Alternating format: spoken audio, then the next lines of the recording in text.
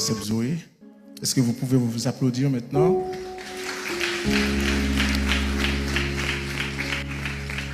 Salut, Pasteur Adli, le comité de l'église, les ministres de l'église, Seb Zoé d'Argenteuil.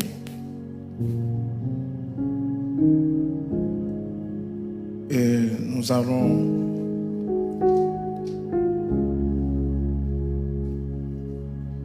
nous intitulons notre message Les affaires de Tobija. Tobija et ses affaires. Nous avons lu le passage tout à l'heure, mais pour bien comprendre le chapitre que nous allons prendre ensemble, le Néhémie 13, il faut un petit peu parcourir les livres d'Esdras et de Néhémie pour bien se situer. Et nous allons voir qu'il y a des ressemblances avec Haïti, ce que Haïti vit en ce moment. Aussi des ressemblances aussi avec votre vie à vous, notre vie. Esdras 1er, vous voyez, lorsque l'Éternel fait une promesse,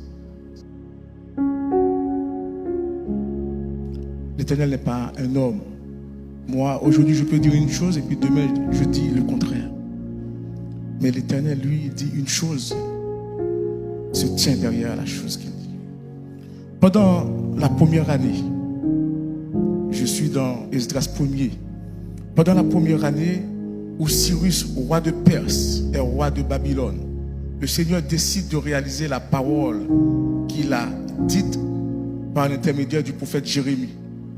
Il donne à Cyrus l'idée de faire connaître dans tout son royaume, oralement, et par écrit le texte suivant. Voilà ce que l'Éternel va dire. Voici ce que déclare Cyrus, le roi de Perse. Le Seigneur, le Dieu qui est au ciel, a mis sous mon pouvoir tous les royaumes de la terre. Il m'a chargé de lui reconstruire un temple. S'il doit reconstruire un temple, c'est que le temple est en ruine. Il doit reconstruire le temple. C'est pour ça que je dis, on va faire deux parallèles en même temps. Nous allons faire parallèle à Haïti, mais nous allons faire parallèle à nous, notre temple à nous. Lorsque vous avez un temple qui est en ruine, nous ne pouvons pas continuer à vivre avec un temple en ruine. Nous ne pouvons pas. Comme nous ne pouvons pas vivre avec un pays en ruine. On peut remercier le Seigneur. Ceux qui ne sont pas nés en Haïti peuvent être moins affectés par ce qui se passe dans notre pays actuellement. Mais même si on est juste à l'étranger, on est très sensible à ce qui se passe là-bas. Surtout lorsque vous avez un parent là-bas et vous ne pouvez pas aller le voir. C'est dur. Surtout en ce moment, si quelqu'un est malade, il doit rester à un seul endroit. Il ne peut pas bouger. Pourquoi? Parce que c'est la ruine. C'est la ruine. Et de la même manière, quelqu'un qui a une vie spirituelle en ruine, ce message, il est pour vous. Parfois, nous jeûnons. Et dans nos jeûnes, nous pouvons jeûner pour nos frères, pour nos sœurs. Parfois, nous jeûnons pour notre pays. Certains peuvent dire que pour s'en sortir, ce n'est pas par la prière, mais Dieu sait pourquoi. Et le temple est en ruine. Lorsque le temple est en ruine, Jérusalem est en ruine. C'est-à-dire que le premier temple est détruit. Jérusalem est en ruine. Et le pays a été dévasté. Ils ont emmené avec eux pas mal de citoyens. C'est-à-dire qu'ils ont vidé le pays. Ils ont vidé le pays. ils ont emmené avec eux tous les citoyens qui vivaient à Jérusalem. C'est les Babyloniens qui ont emporté avec eux les citoyens du pays. Un pays en ruine, c'est un pays qui se vide, où tous les gens importants, toutes les personnes importantes quittent le pays. Ça veut dire que ce pays, il est en ruine. Vous pouvez avoir aussi une vie spirituelle en ruine, où rien ne marche. Mais lorsque on prie, l'Éternel fait les choses. L'Éternel fait sa promesse. Il y a des choses qui se passent. On peut comprendre lorsque, par exemple, on voit, il y a différentes conférences, différentes rencontres, etc. pour vous aider, vous qui êtes en ruine. Ou bien pour aider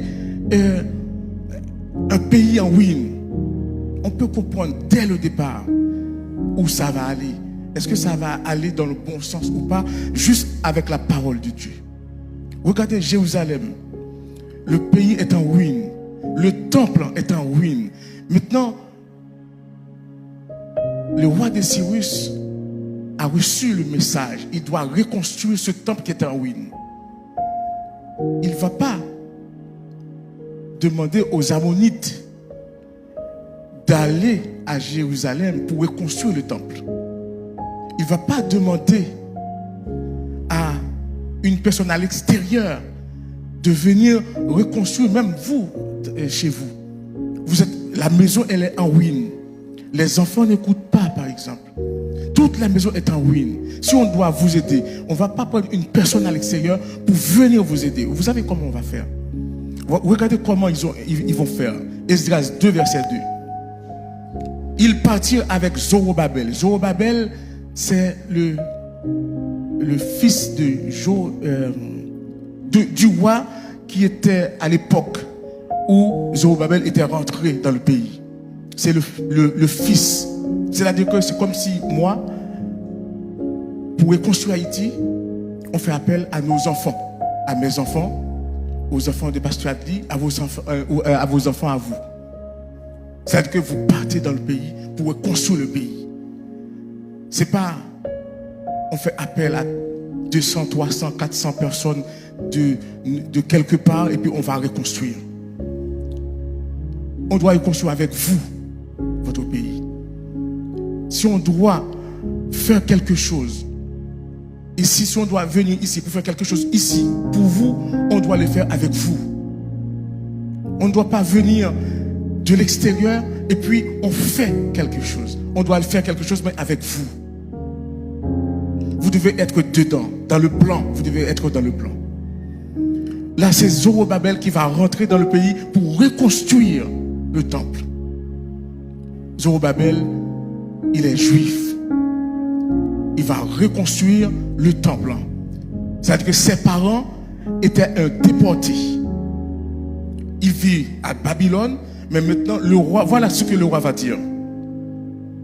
Ils partirent avec Zorobabel, Josué, Néhémie, Seraja,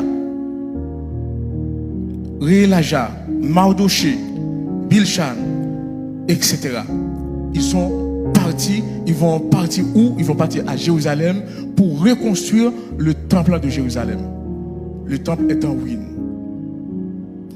Est-ce que vous pensez que si nous envoyons nos enfants reconstruire notre pays, ou bien nous envoyons quelqu'un chez vous pour vous aider, est-ce que vous pensez que ça veut dire que vous voulez changer de vie?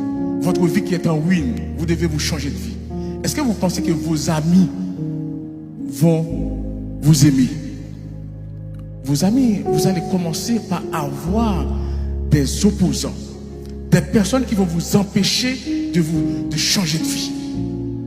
Vous allez avoir des personnes qui étaient à l'aise, qui pouvaient faire le va-et-vient dans votre vie. Maintenant, qui ne pourront plus faire le va-et-vient dans votre vie. Et ils vont subir, ils vont s'opposer à vous. C'est-à-dire que c'est tellement agréable lorsque vous êtes en ruine, je peux rentrer dans votre vie et quitter votre vie quand je veux. Parce que vous êtes en ruine. Une maison en ruine, n'importe qui peut rentrer dans la maison, faire ce qu'il veut et repartir comme il veut. Ça, c'est une maison en ruine. Vous n'avez pas de barrage, vous n'avez pas de sécurité. On rentre quand on veut et puis on s'en va quand on veut. Zorobabel va rentrer pour reconstruire le pays, mais il va rencontrer des oppositions, des opposants. Ils vont même faire une lettre au roi pour raconter au roi si ce temple est reconstruit, eh bien ils vont pas payer les impôts. Donc c'est le palais qui va en souffrir. Ils vont tout faire pour vous empêcher de vous reconstruire. Vous pensez que vous voulez changer de vie? Vous pensez que c'est facile? C'est pas facile. Vous devez laisser tomber certains amis pour pouvoir changer de vie. Vous êtes obligé de le faire. Vous êtes obligé de passer par là. Ici, Zorobabel va rencontrer cette opposition. Ils vont écrire au roi. Mais ils vont pouvoir quand même, parce que lorsque l'Éternel vous promet, même si vous rencontrez des personnes qui vous empêchent de reconstruire votre vie, de reconstruire ce que vous avez de plus cher, mais lorsque c'est l'Éternel qui est derrière, personne ne peut vous arrêter. Personne. Même si c'est une grande puissance. Et là, il va reconstruire le temple. Maintenant, reconstruire le temple, est-ce que c'est suffisant? Zorobabel devrait reconstruire le temple. Ok, le temple est reconstruit, mais est-ce que c'est suffisant? Très souvent, un slogan que j'entends tout le temps. Et c'est bien, j'aime bien ça. On peut partir d'un slogan. Canala Pape Campé.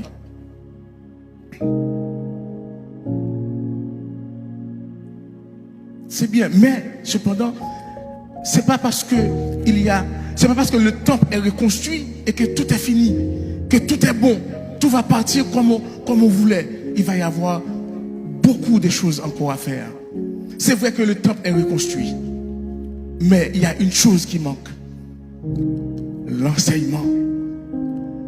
Les gens, ils sont dans le temple, ils n'ont, parce qu'après 50 ans de vie de ruine, le peuple, en fait, tout le monde était à l'étranger, toutes les personnes qui étaient là dans le pays sont parties. Certains vont revenir avec Zorobabel, mais tout le monde n'est pas de retour. Maintenant, l'enseignement, la Torah, ils n'ont plus l'enseignement. C'est pour ça que Esdras va venir. Après que Zorobabel ait fini de reconstruire le temple, maintenant Zorobabel et Esdras va venir dans le pays. Il va enseigner la Torah. Même si là, on en a encore pour longtemps à nous reconstruire. Même si, par exemple, vous voyez votre vie, vous devez changer de vie, vous êtes obligé de vous faire enseigner la parole de Dieu. Même si vous avez choisi pour les services de prière, vous êtes obligé d'être présent. Vous ne pouvez pas avoir une vie reconstruite sans la parole de Dieu, sans la présence de Dieu, sans l'onction. Donc, Esdras va venir pour reconstruire la ville, pour reconstruire la communauté, pour enseigner la parole de Dieu. Mais, d'accord, le peuple, il enseigne Esdras. Le temple est reconstruit. Et maintenant, Esdras, il a enseigné la parole de Dieu. Il a placé un petit peu les gens à leur place. Mais comment faire lorsque vous avez un pays en ruine? C'est toujours en ruine. Pourquoi? Parce qu'il n'y a pas la sécurité. C'est vrai que le temple est reconstruit. C'est vrai qu'il y a l'enseignement. Mais les gens peuvent entrer dans le temple et tuer tout le monde. Pendant que tout le monde est là, tuer tout le monde et repartir. Regardez-nous ici. Là, nous sommes en train d'enseigner la parole de Dieu. Vous êtes là, vous êtes en train d'écouter. Vous n'avez pas la moindre pensée que des personnes peuvent rentrer et vous tuer. Ça peut arriver avec un cas quelconque. Ça peut rentrer. Mais vous n'avez pas cette crainte. Mais vous savez que dans certains pays, il y a cette crainte. Chez nous, il y a cette crainte. C'est-à-dire qu'il faut la sécurité. Il faut une sécurité. Vous rentrez chez vous, dans votre maison. Dans votre maison. On vous a enseigné la parole. Vous avez la parole. Dans votre propre maison, vous avez la parole de Dieu. Vous avez votre temple. Mais si quelqu'un peut rentrer chez vous et repartir comme il veut, vous n'avez pas la sécurité, vous n'êtes pas en paix. Et c'est pour ça que Néhémie va venir. C'est pour cela que Néhémie va rentrer à Jérusalem. Le roi va permettre à Néhémie de rentrer à Jérusalem pour sécuriser le pays.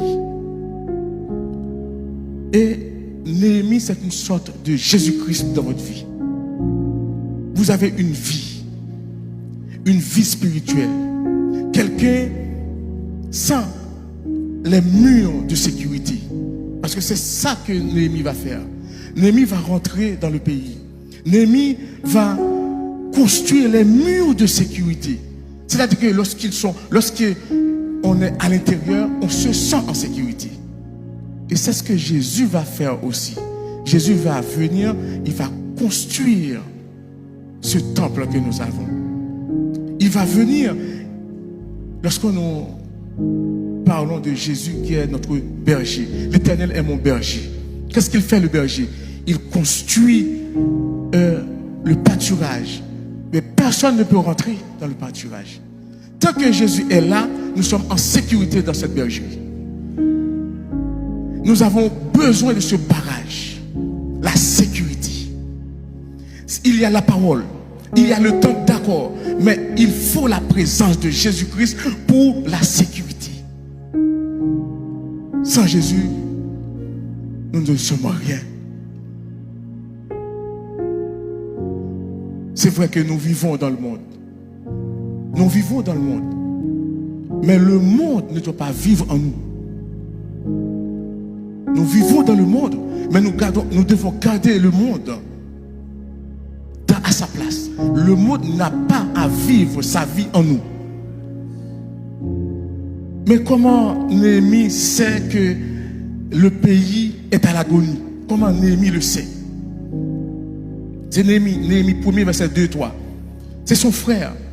Anani, l'un de mes frères, et quelques hommes arrivèrent de Jérusalem. Je les questionnais au sujet des Juifs réchappés qui étaient restés de la captivité et au sujet de Jérusalem. Ils me répondirent: ceux qui sont restés de la captivité sont là dans la province, au comble du malheur et de l'opprobre. Vous savez que il y a des vies, il peut même y avoir des vies ici qui sont au comble du malheur et de l'opprobre. Il y a, regardez notre pays. Est-ce que, si vous avez des parents là-bas, on peut réfléchir. C'est pour ça que dans nos prières, nous avons pour devoir de prier toujours pour Haïti. Et prier aussi dans le pays où on est. Vous savez que vous devez prier pour la France. Parce que vous vivez en France. Vous devez prier pour la France. Le monde, les gens ne doivent pas pouvoir faire le va-et-vient dans votre vie quand ils veulent. Nous devons sécuriser notre vie. Mais Néhémie va venir. Il va reconstruire les murs de sécurité. Mais il va rencontrer des opposants aussi. Comme Zorobabel, il va rencontrer des opposants. Vous savez comment il va construire les murailles, les murs, les remparts? Comment il va faire pour reconstruire les remparts? C'est une arme à la main et puis la tuile dans l'autre main. Voilà comment Néhémie va construire les remparts, la clôture. Lorsque les ennemis arrivent, ils ne peuvent pas rentrer. paraître un lieu de vacances pour les gens.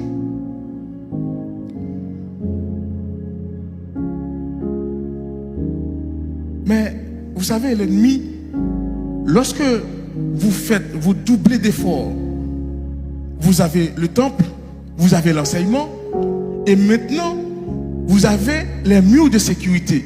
Et il y a quelqu'un qui s'appelle Tobija. Tobija a appris que Néhémie va venir, qui va reconstruire les murs de Jérusalem. Tobija va s'opposer. Il va même écrire une lettre. Il va s'opposer à ce travail. Parce que Tobija, lui, il doit pouvoir rentrer dans cette ville et quitter cette ville quand il veut. Mais ce n'est pas le cas. Il voit qu'avec Néhémie, il ne peut pas. Et bien, Néhémie va reconstruire la ville. Il va reconstruire. Il va barricader la ville. Les gens ne peuvent pas rentrer. Les gens ne peuvent plus rentrer. Tobija ne peut pas rentrer. Tobija ne peut pas rentrer dans cette ville maintenant. Tobija ne peut pas rentrer.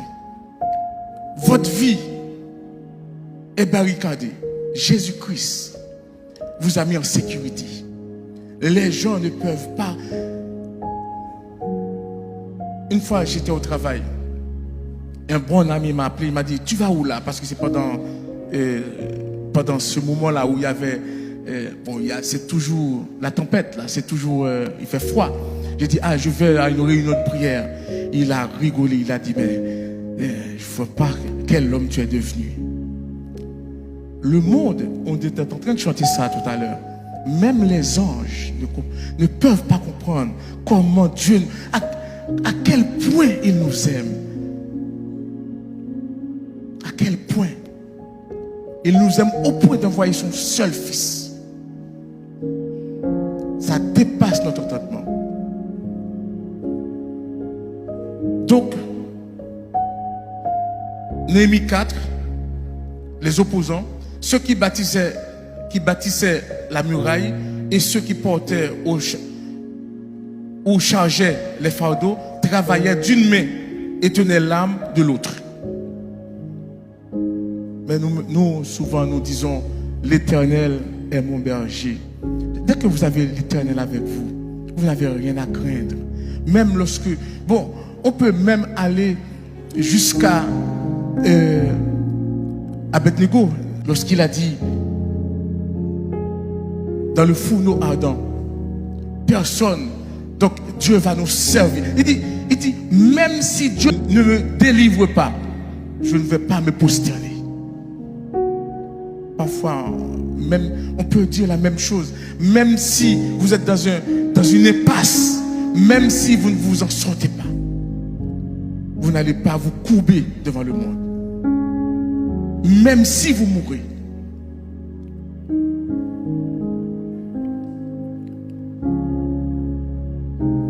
L'Éternel est mon berger, je ne manquerai de rien. Il me fait reposer dans de verts pâturages. Il me dirige près des eaux paisibles. Voyez où il vous dirige? Près des eaux paisibles. Mais il fait une chose extraordinaire. Il veut que il dresse votre table. Parfois, on a envie que notre table soit dressée bien loin des ennemis. Mais l'Éternel dresse ta table en face de tes adversaires. Mais il te remplit d'huile. Lorsque vous mangez, que le monde vous regarde. Parce que c'est la gloire de Dieu. Vous représentez sa gloire. Vous n'allez pas vous cacher pour manger. Vous allez manger sous votre table, mais en face de vous, il y a les ennemis qui vous regardent. Tobija va doubler sa stratégie. Vous savez ce que Tobija va faire? Néhémie 13, versets 4 et 5. Avant cela, le prêtre Eliashib. Vous voyez le mot Eliashib. Vous êtes tous ici des Eliashib. Je suis un Eliashib. L'Eliashib, c'est un sacrificateur. Vous êtes sacrificateur. Vous êtes sacrificateur de votre vie. Vous êtes le sacrificateur. Si vous ne laissez pas rentrer Tobija, Tobija ne peut pas rentrer. Si vous ne voulez pas que Tobija rentre dans votre vie, il ne va pas rentrer. Nous sommes tous des sacrificateurs. Nous sommes tous des Eliashib. Mais Eliashib ici, il va laisser rentrer Tobija. Il va laisser rentrer Tobija. Parfois, nous laissons rentrer Tobija. Parfois, nous laissons rentrer Tobija.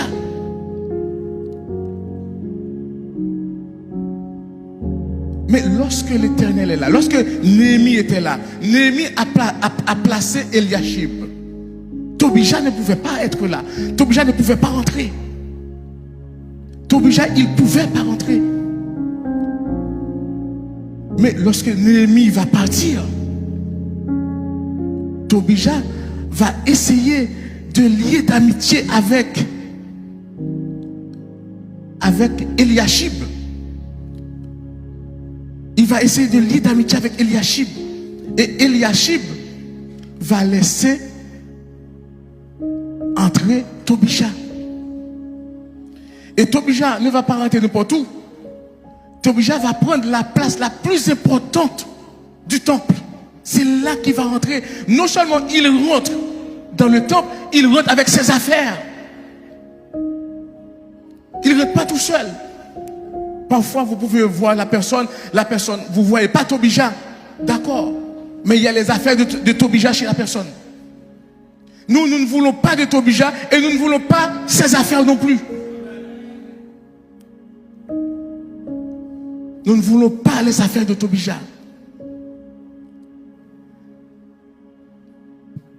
Voilà ce qu'il y avait dans le temple. Avant que Tobija rentre dans le temple. Voilà ce qu'il y avait dans le temple.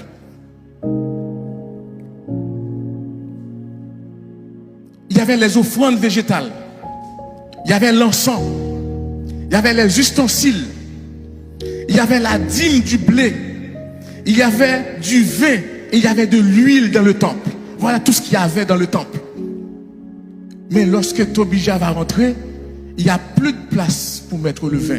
Il y a plus, parce qu'il va mettre ses affaires partout dans la chambre du trésor du temple. Dans la chambre du trésor du temple. Il va mettre toutes ses affaires. Maintenant, il n'y a plus de place. Même les sacrificateurs qui étaient là avec Eliashib, ils vont rentrer chez eux parce qu'il n'y a rien à faire. Il n'y a plus rien. Ils ne peuvent plus travailler. Les personnes qui étaient à la porte ne sont plus là. On peut rentrer dans le temple de Dieu. On peut ressortir quand on veut. On revient à la même chose. Cela dit que le temple est reconstruit. Les murs sont barricadés.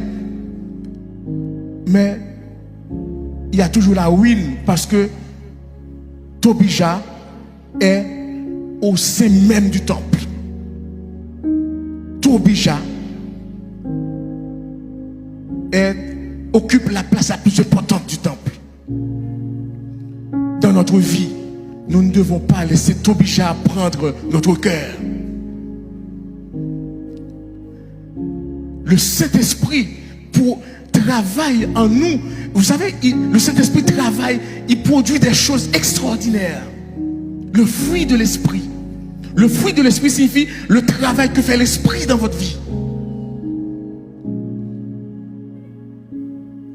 Tobija est suffisant pour chasser le fruit de l'Esprit, pour remplacer ça par l'animosité, par la colère, pour remplacer ça par l'amertume. Parfois la personne n'est pas en colère, mais la personne elle est amère. Elle est amère. Galates 5, 22, 23. Le fruit de l'Esprit c'est l'amour, c'est la joie, c'est la paix, la patience, la beauté, la bienveillance, la foi, la douceur, la maîtrise de soi. Ça c'est le fruit de l'Esprit. Mais Tobija, si vous laissez rentrer Tobija, c'est terminé. Tobija va rentrer avec ses affaires. Il va remplacer tout ça. Et bien c'est ce qui va se passer. Tobija va rentrer. Eliashib va laisser Tobija rentrer. Et puis Tobija va s'installer. Et il s'installe avec ses affaires. Maintenant, Néhémie, Néhémie n'est plus là. Néhémie est à Babylone. Maintenant, après un an, Néhémie va demander au roi la permission de revenir dans le pays, de revenir à Jérusalem. Il revient à Jérusalem. Lorsqu'il va arriver à Jérusalem, je n'étais point à Jérusalem quand tout cela eut lieu, car j'étais retourné auprès du roi la 32e année d'Artaxerxès, roi de Babylone. Le verset 7. À la fin de l'année, j'obtins du roi la permission de revenir à Jérusalem et je m'aperçus du mal qu'avait fait Eliashib. Vous voyez? Du mal qu'avait fait Eliashib. En disposant une chambre pour Tobija dans les parvis de la maison de Dieu. Verset 8. J'en éprouvais un vif déplaisir. Vous voyez, il a ressenti un vif déplaisir. Lorsqu'il a vu, lorsqu'il a demandé, c'est à qui ces choses? C'est à qui ces bagages qui sont dans la maison, dans la chambre du trésor du temple? À qui ces choses? Ils ont dit, c'est à Tobija. Il dit quoi? Tobija, l'ammonite, l'ennemi de Dieu, qui a ses affaires dans le temple, dans la partie la plus supérieure du temple. Tobija, qu'est-ce qu'il fait là? Il a ressenti un vif de plaisir en voyant cela. Et c'est pas facile lorsque vous laissez Tobija rentrer dans votre vie. Pour faire repartir Tobija, c'est pas facile. C'est pas évident. Et celui qui gardait le temple est comme ça avec Tobija. Vous voyez dans quel état vous êtes? Celui qui garde le temple est comme ça avec Tobija. S'il n'y a pas la présence directe de Jésus-Christ, vous êtes cuit. S'il n'y a pas une présence divine, c'est comme Marie de Magdala. S'il n'y avait pas la présence de Jésus-Christ dans la vie de Magdala, Marie de Magdala était incapable de demander une prière. Il était incapable. Elle était incapable. Pourquoi? Parce qu'elle était possédée. Incapable.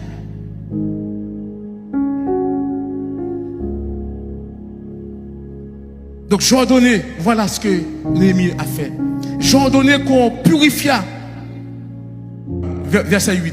J'en éprouvais un vif déplaisir et j'ai jeté hors de la chambre tous les objets qui appartenaient à Tobija. Tout ce qui appartenait à Tobija, il les a jetés dehors. Et le verset 9. J'ordonnais qu'on purifiât les chambres. Vous voyez? C'est pas seulement jeter dehors les affaires de Tobija. Après, il y a un moment de purification. Il faut purifier la chambre. J'ordonnais qu'on purifiât les chambres. Et j'y replaçais les ustensiles de la maison de Dieu, les offrandes et l'encens. Donc ils ont tout replacé comme c'était au départ. Ils ont tout replacé. Il n'y a que Jésus-Christ qui peut faire ça. Même si vous avez une vie en péril, une vie complètement en ruine, Jésus, il arrive. Il peut refaire votre vie et vous redonner la santé que vous aviez au départ. Seulement Jésus peut le faire. Et après, j'ai appris au verset 10, j'ai appris aussi que les portions des Lévites n'avaient point été livrées et que les Lévites de la chaîne chargés au service s'étaient enfuis, chacun dans son territoire. Il va faire revenir. Maintenant, il va y avoir la vie dans le temple. Quelle vie? La vie de Zoé. La vie de Zoé dans le temple. La vie d'en haut. C'est pas une vie périssable. C'est pas une plante qui commence à grandir. Ça fait des fleurs et puis après ça meurt. C'est une vie éternelle. Une vie qui dure.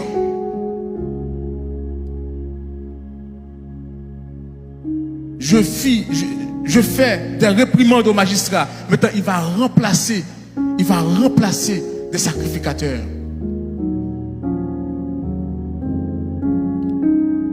Eliashib était devenu corrompu parce qu'il était de mèche avec Tobija. Ne soyez pas corrompus. Ne soyons pas corrompus. Nous devons garder loin de nous Tobija. Il veut il veut nous corrompre. Alors, tout Judas supporta le magasin, la dîme, du blé, du mou et de l'huile, le fruit de l'esprit. Quant au fruit de l'esprit, nous venons de citer tout à l'heure, lorsque Jésus est dans notre vie, Jésus joue le même rôle que Néhémie par rapport à nous, notre temple à nous. Lorsque Jésus est dans notre vie, Tobija ne peut pas rentrer. Il n'y a plus de Tojiba. Même les affaires de Tobija. Vous voyez, on peut voir Tobija. On peut ne pas voir Tobija. Mais les affaires de Tobija sont en nous. Mais nous, qu'est-ce que nous devons faire? Lorsque Jésus est là, il va mettre... Tobija ne peut pas rentrer, mais toutes les affaires de Tobija dehors. Et le Seigneur ressent un profond déplaisir lorsqu'il voit un serviteur de mèche avec Tobija. Vous rencontrez, pour terminer, une anecdote. J'avais entendu ça, un pasteur qui expliquait ça. C'est un pasteur qui avait...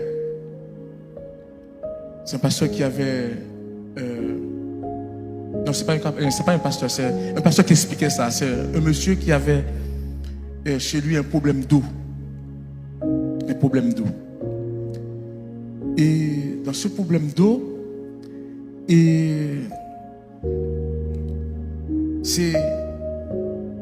l'eau n'arrivait pas chez lui. Il dit, mais comment ça se fait? Il n'y a pas d'eau chez moi, donc peut-être que le service des eaux, ils ont coupé l'eau. Il a appelé, on lui a dit, mais non, l'eau n'est pas coupée. Vous n'avez pas d'eau, on ne sait pas ce que vous avez. Donc il a fait venir un plombier. Il a regardé dans toute la maison. Et rien n'est bouché. Tandis que quand on ouvre le tuyau ne rentre pas. Le tuyau ne coule pas. Mais toutes les tuyauteries à l'intérieur de la maison sont débouchées. Il n'y a rien qui empêche à l'eau de rentrer. L'eau n'est pas coupée dehors. À l'intérieur, l'eau ne rentre pas. Maintenant, il retourne au service des eaux. Il a dit, mais il faut trouver une solution. Parce que moi, je n'ai pas d'eau. L'eau coule, mais à petites gouttes comme ça. Donc, il y a un problème d'eau énorme chez nous.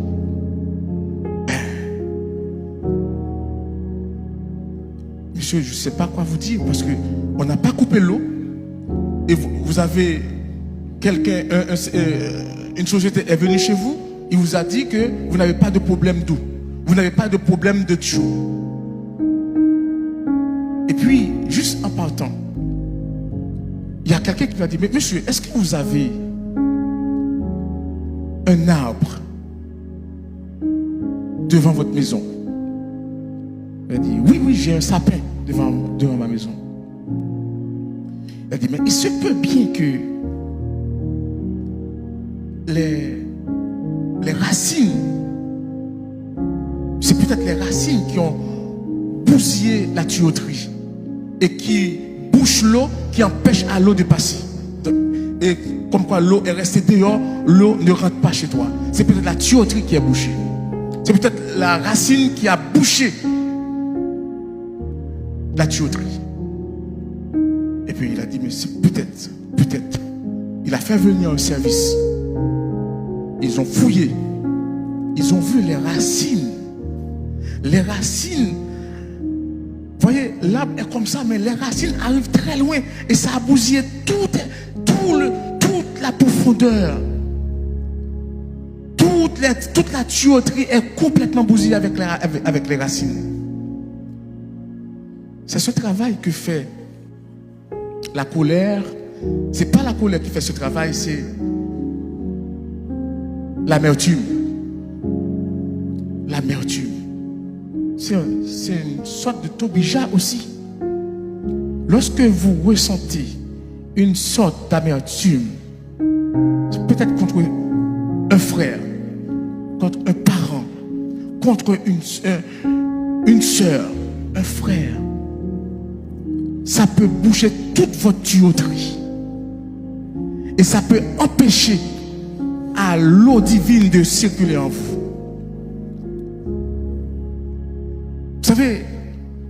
J'avais posé une question comme ça en travaillant à une personne. Je lui dis, quelle est la différence y a-t-il entre la colère et l'amertume? Quel est le plus dangereux entre la colère et l'amertume? J'ai dit, la colère, c'est lorsque je trouve que vous avez été injuste avec moi, vous avez été injuste envers moi, ça pousse chez moi une réaction. Et je suis en colère. Et si vous êtes là, ma colère, je peux même soit vous frapper, soit vous faire quelque chose, etc. C'est-à-dire que je suis en colère. Et parfois, peut-être que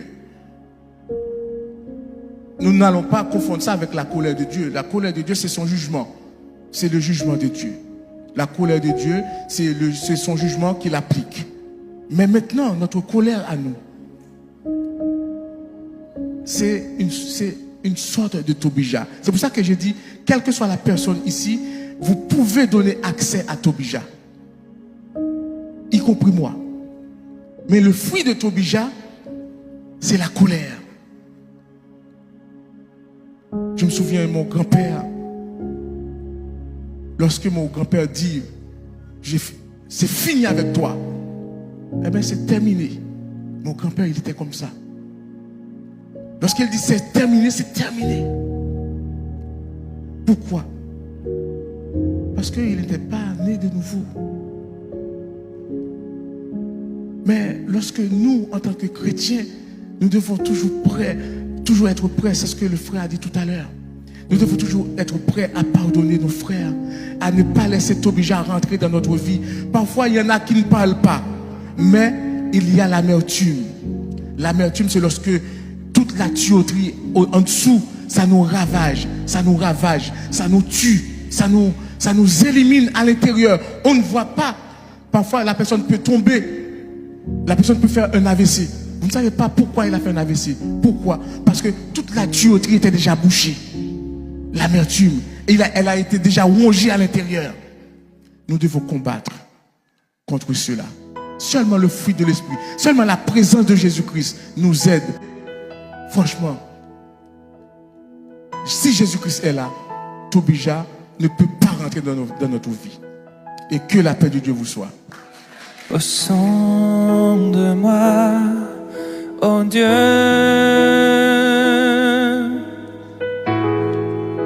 et connais mon cœur, éprouve-moi,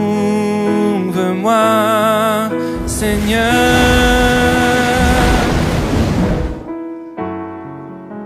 et connais mes pensées.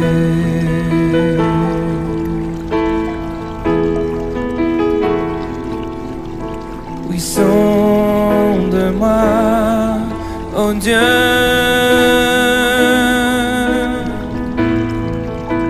et connais mon cœur, éprouve-moi, Seigneur,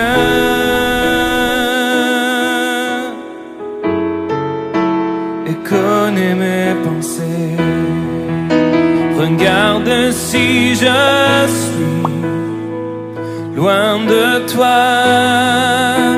Regarde si je suis sur une mauvaise voie.